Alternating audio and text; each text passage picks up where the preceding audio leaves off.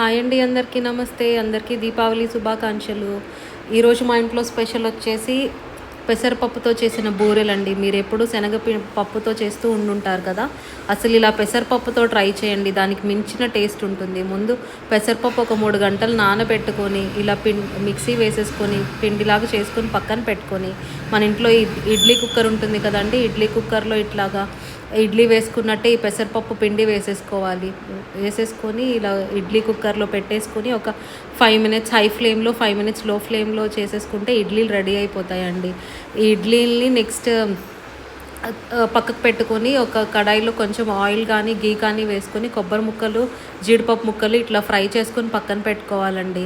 తర్వాత ఇందాక ఇడ్లీని ఇలా చిదిపేసుకొని పౌడర్ లాగా చేసేసుకోవాలండి. ఇప్పుడు మీకు కొంచెం పేస్ట్ లాగా కనిపిస్తుంది, కానీ తర్వాత పాకం పెట్టాక నార్మల్ అయిపోతుంది. కడాయిలో చేసుకున్న పెసరపప్పు పౌడర్ వేసేసుకొని ఇలా బెల్లం ఒక 2 to 3 స్పూన్స్ సరిపడా బెల్లం వేసేసుకొని బాగా కలుపుకోవాలండి. కొంచెం టైం పడుతుంది బెల్లం అంతా కరిగి పాకం అవ్వడానికి. కలుపుకుంటూ ఉండాలండి, మళ్ళీ లేకపోతే అంటుకుపోతుంది. కాబట్టి బాగా కలుపుకుంటూ ఉండాలి. సరిపడా కొంచెం ఒక 1/2 గ్లాస్ వాటర్ వేసుకొని పైన ఒక 1 to 2 స్పూన్స్ గీ వేసుకొని ఇలా కనిపిస్తుంది కదండి పూర్ణము, అలా తయారు చేసేసుకోవాలి పేస్ట్ని. తర్వాత ఇందాక జీడిపప్పు కొబ్బరి ముక్కలు పక్కన పెట్టుకున్నాం కదండి, అవి కూడా వేసుకొని మళ్ళీ అవి కూడా బాగా కలిపేసుకోవాలి. అసలు ఈ కొబ్బరి ముక్కలు, జీడిపప్పు ముక్కలు పంటికి తగులుతా అసలు ఎంత నోట్లో పెట్టుకుంటే కరిగిపోయే బూరండి.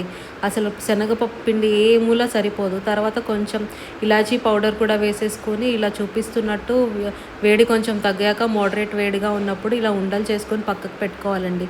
తర్వాత మనం దోశ పిండి చేసుకుంటాం కదండి, అట్లానే కొంచెం బియ్యము, కొంచెం ఉరాదాలు, మినపప్పు ఒక 4 to 5 అవర్స్ నానబెట్టుకొని మిక్సీ చేసేసుకొని పిండిలా చేసుకొని ఇందాక పక్కన పెట్టుకున్న పెసరపప్పు బాల్స్ని ఇట్లా ఈ బ్యాటర్లో ఇడ్లీ మినపప్పు బ్యాటర్లో వేసేసుకొని ఇలా బూరెల్లాగా వేసేసుకోవాలండి. అంతేనండి, వేడయ్యాక తీసేయడమే, ఫ్రై అయిపోయాక. అసలు ఎంత బాగున్నాయి అంటే నోట్లో పెడితేనే కరిగిపోతున్నాయండి. చూడండి ఎంత మెత్తగా వచ్చిందో. లోపల కొంచెం నెయ్యి వేసుకుని తింటే ఉంటుందండి టేస్ట్.